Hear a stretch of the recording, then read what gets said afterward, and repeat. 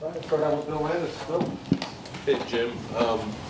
It seems like Indiana is one of the better teams in the country just executing back shoulder throws, aggressive, accurate quarterback guys make contested catches. What's the teaching point for your cornerbacks when they find themselves in those situations?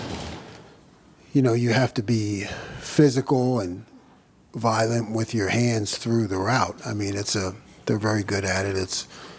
It's tough to defend, you know, because of all the pushing and shoving that occurs and whether you're going to get a PI, but you really got to be physical back through the receiver and then violent, you know, at the catch point. But, I mean, you don't want to tell your guys to, you know, back off and worry about the PI. You know, they got to be aggressive. Go to Steve Hellwire. Yeah, Coach, I asked Coach Day about this. Curtis Rourke was a big run-pass guy at OU, 800 yards rushing in his career there, 17 so far this year at Indiana because they haven't needed him to run probably with the blowouts. Just some of the issues you guys have had with quarterbacks being able to get some yards.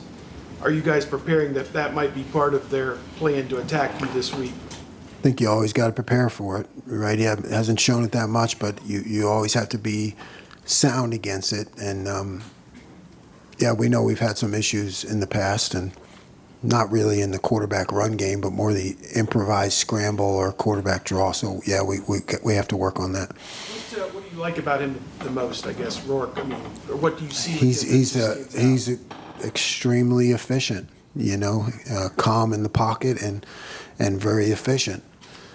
Makes all the throws, gets rid of the ball quickly. You know, in that type of offense, he's very smart and figures out, you know, where the holes of the defense are and takes advantage. Up the Iowa, Spencer. Jim, I know that you guys like Davison's physicality and what he brings on the outside, but with the penalties that they seem to happen just one a game, like, is that something that you guys have almost learned to accept with the notion that he's going to be physical and, yeah, you're probably going to get one a game? No, I mean, you don't ever accept it. You know, you just keep coaching, and you keep coaching him on technique and without limiting his aggressiveness. But you don't ever accept the penalties and just say, oh, we're going to get one. But you keep coaching him and, you know, go through the clips and, you know, just tell him where he can get better. Go fourth row middle, Dan Hope. C.J. Hicks got in on a couple plays late in the game, rushing off the edge. You've said before that, you know, you wanted to keep him at linebacker, but when you see him make plays like that, do you think at all about kind of changing his role, making him more of an edge rusher? Always. I mean, you know, C.J. has that talent and that skill. So I think his future is going to involve a lot more of that. Right here in front row, Joey Kaufman.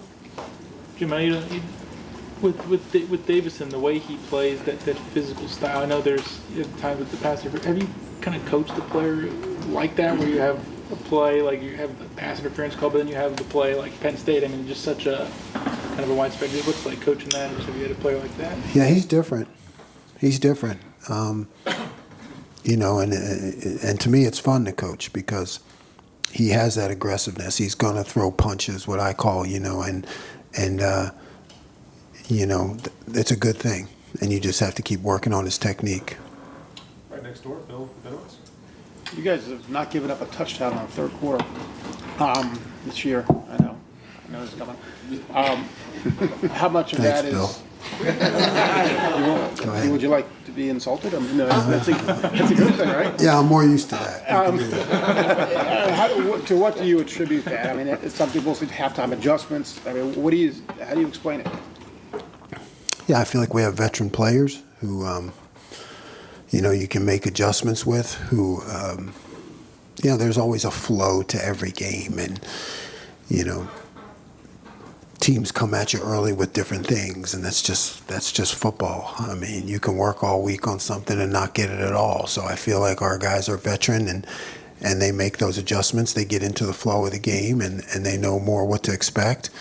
And, you know, they can meet the challenge. The flip side of that is a little bit, I mean, Northwestern drove the ball on the first two possessions. A game like this, I'm sure you don't want to give Indiana oxygen. How important is it going to be to to not have a repeat.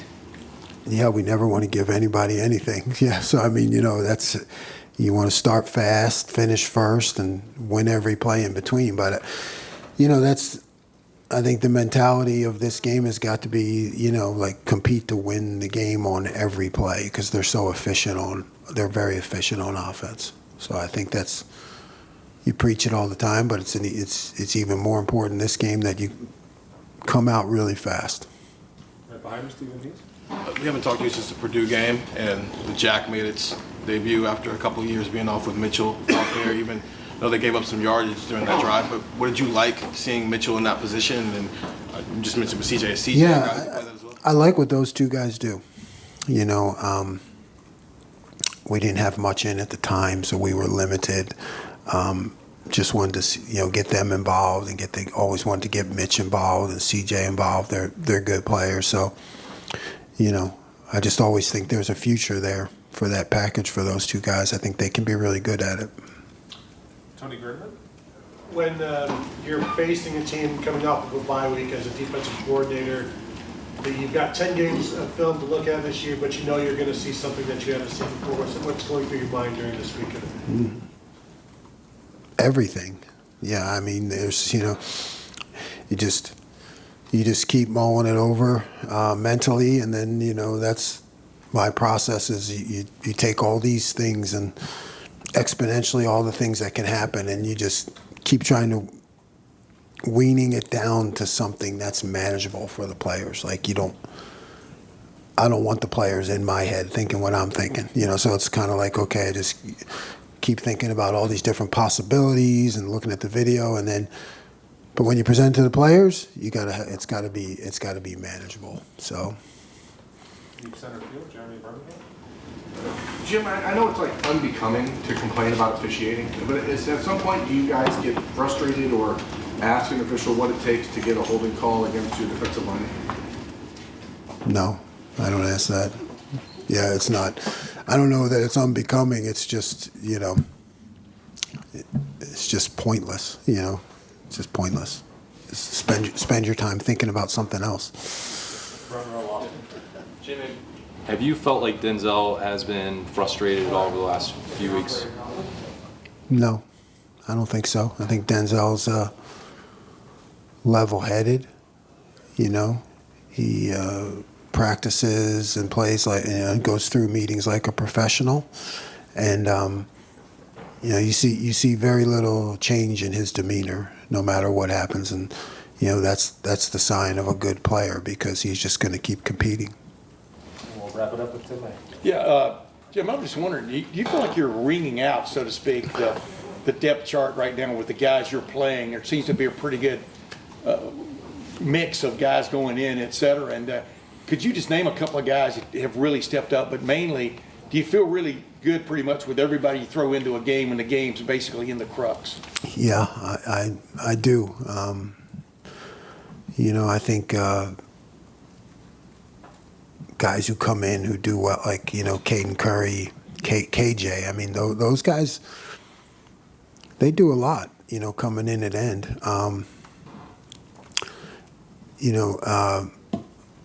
I thought Arvell Reese had his best game of the year. Arvell had his best game of the year last game, which was exciting to see. So I saw a real leap forward with him last game. And we haven't been able to get them in much, but I like what Malik and Jalen McLean have been doing at safety. I really do. When they get their chance, they've been showing up. So I've been happy with those two. And really quick, you didn't announce this, but has Jordan Hancock been activated? You understand what I'm saying? But he seems to be a lot of places, different times of the game and stuff. What do you like about just the way he's come on? Yeah, he's got the abilities, to be he's become more of a run fitter, blitzer with the man coverage skills. So he has those skills of a corner and has been more actively involved in the front in different places. So I think he's got all the tools that you look for in a safety, in that he can cover a slot and do other things too. Thanks, Coach. Thanks, Jim. Coach, thanks, Jim.